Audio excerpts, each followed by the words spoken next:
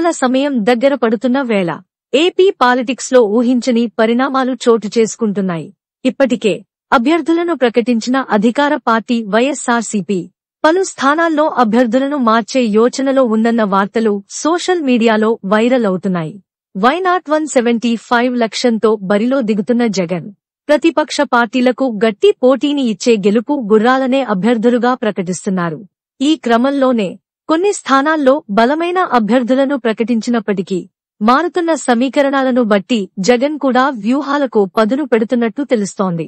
ఇప్పటికే తెలుగుదేశం, జనసేన పార్టీలు పొత్తుతో ఎన్నికల్లో దిగుతుండగా అభ్యర్థుల తొలి జాబితాను కూడా వదిలారు.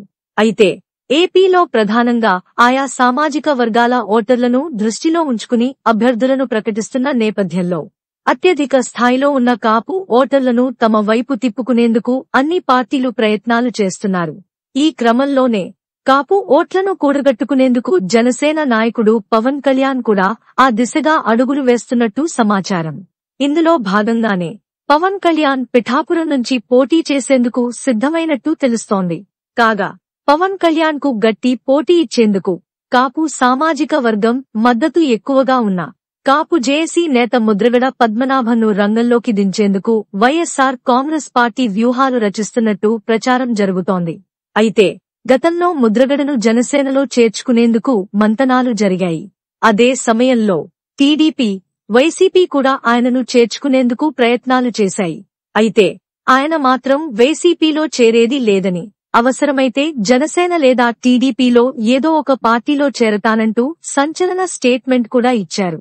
అయితే ఇప్పుడు జగన్ పన్నిన వ్యూహంతో సమీకరణాలు మారిపోయాయని, పవన్ కళ్యాణ్ మీద పోటీకి ముద్రగడను దింపేందుకు వైసీపీ మంతనాలు చేస్తున్నట్టు తెలుస్తోంది.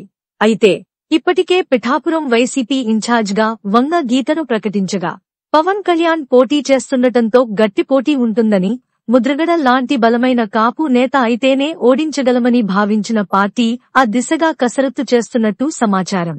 ఇప్పటికే మంతనాలు పూర్తయ్యాయని, ఇక వైసీపీలో చేరిక మాత్రమే మిగిలిందన్న వార్తలు ఊపందుకున్నాయి. దీంతో ఏపీ రాజకీయాల్లో ఊహించని మలుపులతో ఈ ఎన్నికలు మరింత రసవత్తరంగా మారనున్నాయి.